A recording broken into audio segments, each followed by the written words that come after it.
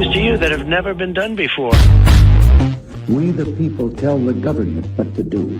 It doesn't tell us. We the people are the driver. The government is the car. And we decide where it should go and by what route to do. We the people are free. And I hope we have once again reminded people that man is not free unless government is limited.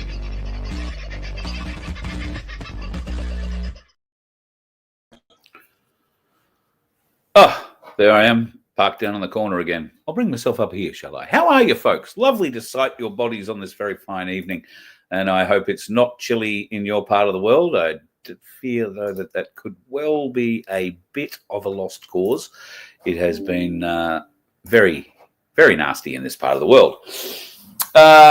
Interesting to see Tony first in the chat tonight. Lovely to have you in, mate, and dead heated with the lovely Rachel, so lovely to have her in. And I notice Michelle Bradley Smith 1 minute later, and then Vince, the waving wonder himself, just ambles into the room, 5:36, says, "Hey, Tony, hi, nice and warm, I hope. Yeah, all good." And then he proceeds to ignore you for the next 55 minutes.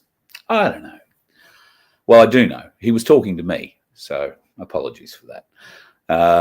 God love him. He's a good man and works hard for all of us. So can't thank him enough for the support that he gives me. And I'm very happy and proud to have him in our family as one of our admins, as are the other girls that I have. Oh, that insinuates he's a girl. He's not a girl. He's just a waving wonder. But the lovely Aussie Sue, the wonderful Sunflower, and Michelle Bailey Smith, who is floating around in there too. I think I saw Aussie Sue in there, and I'm not sure if Sunflower has popped in yet, but I'm sure she will. The other persons of interest that have poked out tonight is Sandy. Hello, gorgeous. I hope you and Baz are doing well, and the sanctuary is drying out. I did see one of your posts where you went down, checked out one of the bottom fences today and got bogged. Well, might be another few weeks before you get down the bottom, but hopefully it is clearing up. I also saw a post that said there was snow blowing in off the Barrington Tops. Oh, my God. Well, we may as well have had snow here. I think if there had been the slightest bit of rain, we would have. But talk about bloody cold. The last few nights have just been terrifyingly cool for a bloke who likes to stay warm. And today I found myself lighting a fire out the back here, not just to get rid of a bit of crap, but just somewhere I could stand where it was warm for a while. Even found myself doing the lawns at one stage just to try and warm up. God, who knew? Weird indeed. G'day, Harm. Haven't seen you around for a while, mate. I hope you are well.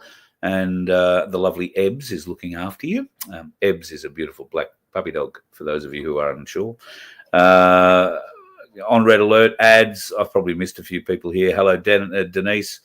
And Sandy's made a bit of an offer. If anybody is ever driving past the Hunter Valley and you'd like to do a little bit of donkey therapy, she's basically thrown open her doors to Voice of Freedom family members, which is wonderful of her and Baz. So if you happen to be traveling up the Pacific Highway or down the Pacific and you think you might need a little bit of a break, it's only a short detour off the highway. And I can assure you that a little bit of donkey therapy is a wonderful thing. Say hello to Disco for me. Nudge, nudge, wink, wink. Just trying to scan a few of your comments here. Platinum, yes. Some interesting things going on in the world of precious metals, are there not, folks? Let me just have a look up here. $56.19 is the current price of silver. Platinum, $1,893.16. It is on the way up and has grown significantly in the last a little over 3 weeks, I think it is. And if you have invested in it, you'd be a very, very happy chap. Tony, I think, is. Gold, on the other hand, is, mooching along at 5,129.89 there on the Ainsley Bullion charts.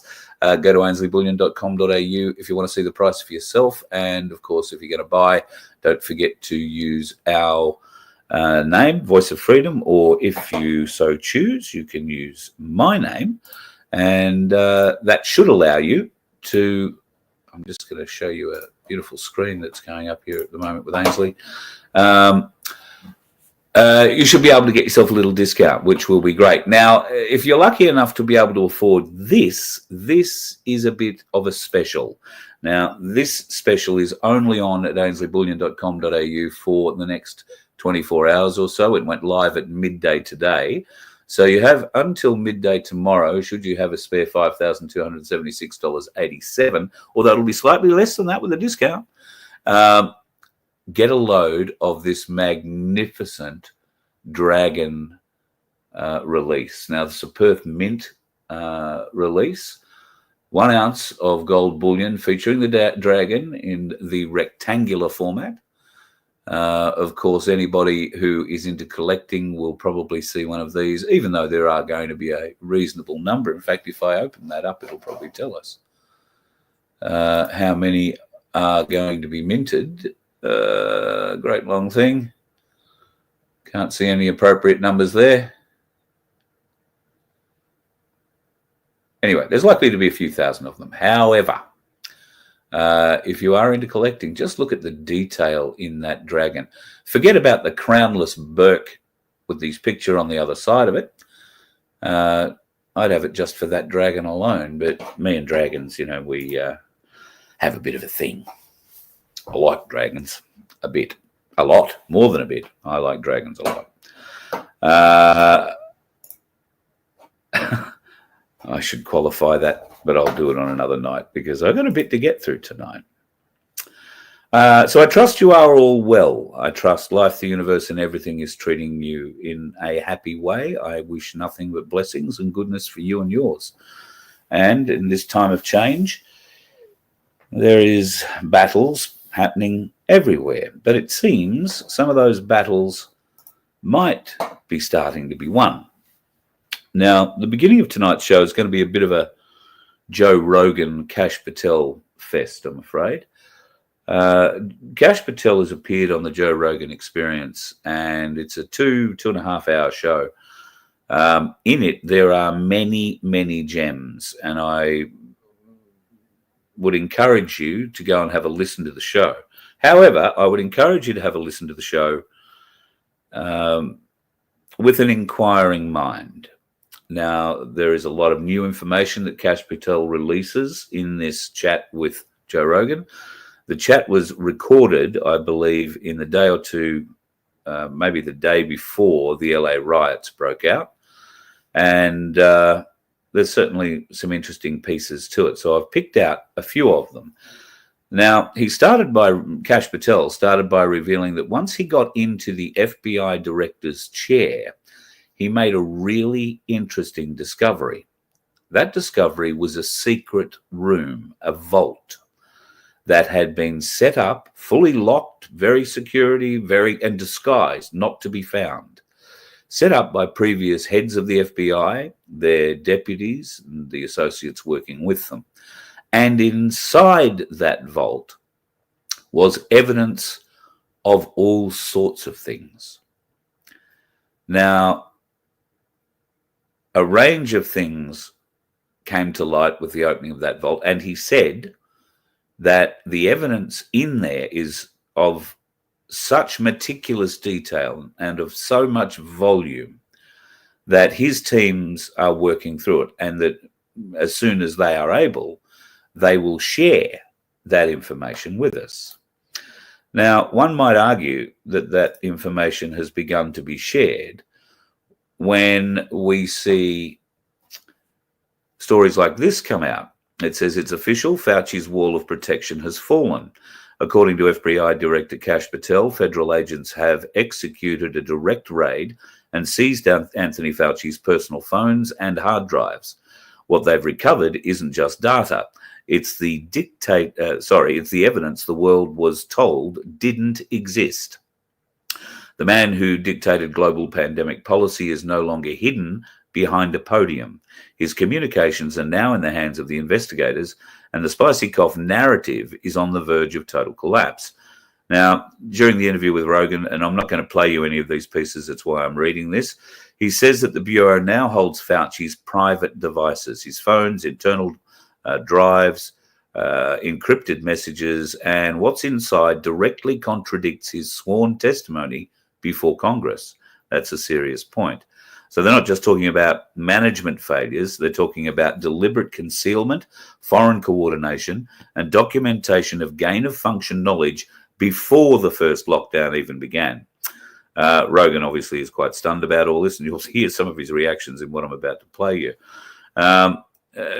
He wanted to know if Fauci lied under oath, and Patel obviously didn't hesitate and said absolutely yes. Emails between Fauci, NIH leadership, the foreign health authorities and private consulting firms. Many of those messages reportedly detail media instructions, damage control planning, and the suppression of dissenting scientific voices. One folder, reportedly labeled WIV protocol, could tie directly to pre-2020 knowledge of the Wuhan lab activity, which is being discovered now is no longer speculation. It's a provable point, and it is deception on a global scale. It doesn't stop there. There's more buried in the vault in the Hoover building, concealed for years by James Comey's deep state network. Inside were drives containing political surveillance documents, classified pandemic contingency files, and even previously unseen Epstein-linked material. Now, these weren't conspiracy theories. They were buried assets, hidden to protect the very structures now being dismantled. The raid wasn't just about Fauci. It was about the entire machine that protected him. And this is the moment that the regime never wanted. Trump's FBI director didn't wait for permission. He moved on in. With truth as his weapon and the people behind him, Patel shattered the myth of Fauci's untouchability, and the age of worship was false. Now, let's see whether or not I've still got a camera. I don't. So you're hearing me, but you're not seeing me. Give me a moment and I'll be back. I've just got to pop out and get back in again. Bloody hate this business.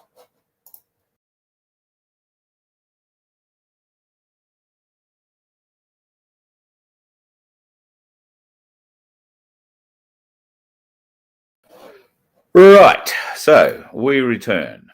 Let me remove that and move on to a few other bits and pieces regarding what potentially has come to light after these very significant fines from, I assume, to be the vault. But maybe not. There might be quite another or a number of other areas of investigation. In fact, I'm sure there are. All of this was hidden, and all of it is detailed. It's meticulous. Watch this. Remember, these guys got Pulitzers. New York Times, same thing. These guys got the biggest award in journalism. They were proven wrong, not by me, by the own evidence created by. You know how I caught these guys? Because these guys were so arrogant, they would write everything down. And I found the documents. Why would they write everything down? They're so arrogant. So they think no one's going to catch us. I'm going to write everything down. We're going to put it in a lockbox. We're going to put it in a vault, and no one's going to find it. Well, you know what? I found the vault, and now I'm going to work. Wow. Now, is there a statute of limitations on those crimes? So generally, the statute of limitations on crimes, for process crimes that we call them, it's 5 years. But if you can tie them to an overarching conspiracy, there is no statute of limitations. So if there was more egregious conduct that no one knew about before, that we are just finding and we are investigating, then we'll have to relook at it. The one thing we will do is put out all that information to the American. And put out all that information, I have no doubt he will. The reason that Joe was so interested in the statute of limitations is because at one point, tells the story of Nellie Orr. Now, does that name ring a bell? She's the wife of a man named Bruce Orr. He was number 4 in the Justice Department, and he was responsible for introducing the world to a man named Steele, the Steele dossier, in fact. Now, Nellie was also, unfortunately, or fortunately, running for office. She was running, I think it was for election in her home state. I want to say it was in Virginia, but it could be somewhere else. And her campaign kicked off with a great whiz and a bang, and was well funded. It's now become clear who was backing her. That was that Clinton cow, Hillary. So all of this evidence is now falling into line. And to think that Nellie Orr, who had access to certain information through her husband, wasn't sharing it, was rather incredulous. Joe, as you would expect of the man with the biggest podcast in the world, had a lot of interesting questions. That's the goal. How can you do that? How can you make sure it doesn't happen again ever? Exposing it all. And I know there are people, and look, people keep calling me and saying, when are you going to arrest everybody? When are you going to go out there and arrest everybody that did everything to Donald Trump? I was like, first of all, you guys were barking at people who were in the seat before me to do that, and they didn't. They failed. The difference between me and that guy is, one, I'm the guy that exposed it. Two, I didn't tell you this, I was the guy they targeted. So while I was doing the Russiagate investigation, do you know what Trump's own DOJ, Rod Rosenstein, the Deputy Attorney General of the Department of Justice, Christopher Wray, then Director of the FBI, did to me and a dozen other staffers who were working Russiagate? They subpoenaed all of our information while I was running the Russiagate investigation. We wouldn't find out for 5 years. You want to know why? Because these guys were so vindictive. They went to the federal court, not only got a search warrant, they got a judge to say to all the telecom companies, Google, Facebook, everybody else, your banking companies, everybody, do not tell them for 5 years that we authorized this subpoena. So I just found that out last year. Wow. This is how hard, this is what I'm trying to show. It's not a Republican and or Democratic thing, right? It's an all-hands-on approach to protect the leadership that was so corrupt, to protect themselves and their actions and their friends. My mission is to educate the world that this happened. And as director of the FBI, I have a responsibility. I'm not just going to bring a case because somebody hurt me. They did, and they continue to do it. Shit, my house just got swatted yesterday. What? Yeah, but... You got swatted? Oh, yeah. The head of the FBI gets swatted? Yeah. Yeah. These people play, it's the ultimate height of hypocrisy. They have two sets of rules. One against you and one for them. And what I want to do is lay out that entire body of work for the American people with Congress. And I'm doing it with guys like Grassley and Jordan and Kennedy and Rand Paul on COVID-19. And we could talk about the origins. We actually have some pretty cool developments on that front. And let the American people know that my mission has always been to put out the truth, whatever the consequences are, whoever it's against, like I did when I signed up for Russiagate. If Donald Trump was a Russian asset and I proved it, I was telling the world that. That's what matters. And if we can hold people accountable in terms of indictments, then we'll work with our partners at DOJ. But what I'm asking people is, don't trust me. I don't care about that. Look at what I have done and what we have done. That's the guy that's now in charge of the FBI. His leadership team is in place. We've got great partners at DOJ. We're the ones working all this stuff. And and look, let's just get to it because I know it's on people's minds. Epstein, right? Yeah. Well, let's get to Epstein. So there is an awful lot of stuff about Epstein. Did he kill himself? Was the evidence of that death covered up? If he did kill himself, why has there been such a shroud over it? Was there incompetence involved? Is the FBI still covering something up? I think that's a very, very fair question and fielded pretty well. Right? The reason people are pissed off about that is the same thing, right? 20 years ago or whenever it was, 2006, 7, 8, Epstein gets his sweetheart plea deal, right? Right. After committing the most horrific crimes on planet Earth, right? I wasn't in power there. I wasn't in place there. I had, nothing to do with it. But people were rightfully pissed. I mean, this guy was committing the most grotesque acts you can against children. And the media spins up about it. Many in the media protected him. Why? Because of his relationships, who he knew, who his bankers were, who his colleagues were, who was on the island and stuff like that. Some pretty powerful human beings. And so when you peel back the layer and then what happened? The Trump administration, the last go round, decided, no, we're not going to let that go. We're going to investigate him, right? They charge him, they indict him, and he's awaiting trial. And I've said it. Dan Bongino said it. We've reviewed all the information, and the American public is going to get as much as we can release. He killed himself. Do you think, let's play out the logical conclusion of this. Do you think that myself, Bongino, and others would participate in hiding information about Epstein's grotesque activities? Or do you think we would also participate in not prosecuting people we had evidence to prosecute people on? But the problem is there's been like 15 years of people coming in and creating fictions about this that doesn't exist. Where's the videotape of an Epstein Island of X, Y, and Z committing these frauds? Why haven't you given it to us? Do you really think I wouldn't give that to you if it existed? I'm working my ass off along with the leadership at the Bureau and DOJ to get you what we're allowed to give you. And you're going to get the video of the cell, and you're going to see for yourself. And we will never be able to convince everyone. Okay.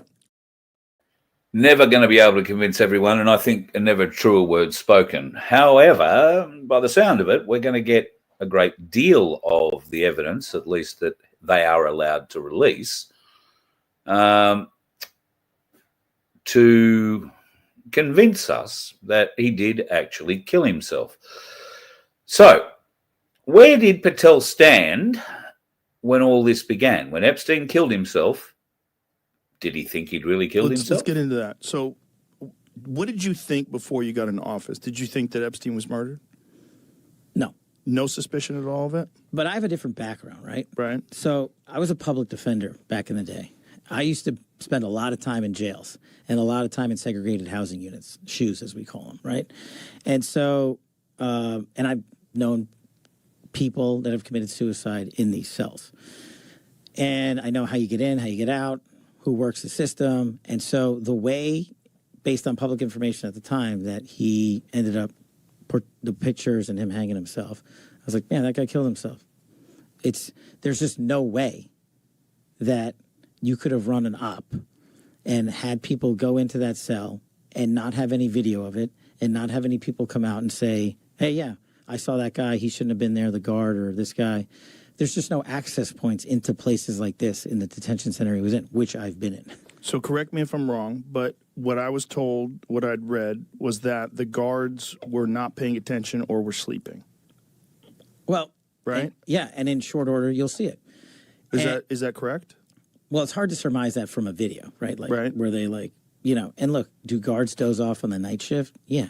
But no one can get in to the cell. And if they had gotten in to the cell, you would see it. But we were told that the cameras were down. Well, I don't know who said that. But that was in the news. We're giving you all the footage we have. So why wasn't that released like immediately? Why did this speculation escalate? I think you'd have to ask whoever the Attorney General back then was, Bill Barr. Did you ever see, do you remember that HBO autopsy show?